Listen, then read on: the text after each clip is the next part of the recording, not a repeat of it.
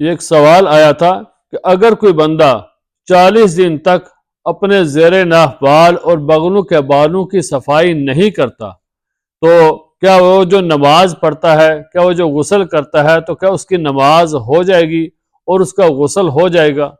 تو یہ بات اچھی طرح سمجھ لیں کہ جو بندہ اپنے زیر ناف بال اور بغلوں کے بالوں کی صفائی نہیں کرتا، اچھا طریقہ یہی ہے کہ ہر ہفتے بالوں کی صفائی کی جائے، بغلوں کے بال صاف کیے جائیں، زیر ناف بال صاف کیے جائیں۔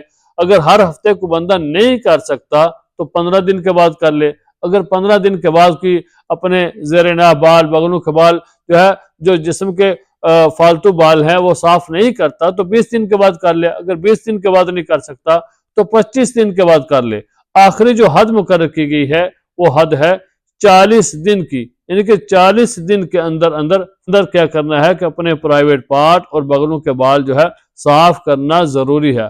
اگر پھر بھی 40 دن بھی گزر جاتے ہیں اور ان 40 دن کے اندر کوئی بندہ اپنے غیر ضروری بالوں کو صاف نہیں کرتا، اپنے جسم کی صفائی نہیں کرتا تو یہ بندہ گناہگار ٹھہرے گا۔ یہ بندہ کیا ہوگا؟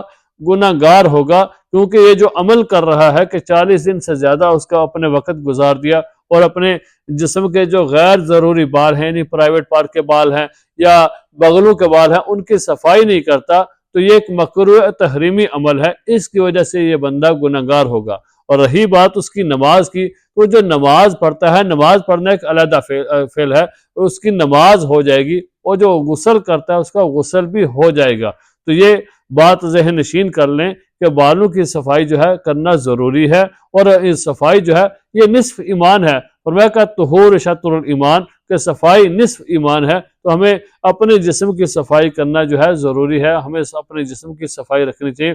جو آدمی اپنے جسم کی صفائی رکھتا ہے، اپنے آپ کو وضو میں رکھتا ہے، صاف ستھرے کپڑے میں رکھتا ہے، تو بندہ سکون میں رہتا ہے۔ تو ہمیں چاہیے کہ اپنے جسم کی صفائی وقت کے اندر کرنی چاہیے، اور اچھا تو یہی ہے کہ ہر ہفتے صاف کر لیجیے۔ ہر ہفتے نہیں کر سکتا تو 10 دن کے بعد نہیں کر سکتا تو 15 دن کے بعد وہ صفائی ضرور کرے۔ اور اگر اس طرح نہیں کرتا، 40 دن گزر جاتے ہیں، تو بندہ گناہگار ہوگا، لیکن جو اس کی نماز ہے اس کی نماز ہو جائے گی، جو غسل کرتا ہے اس کا غسل بھی ہو جائے گا۔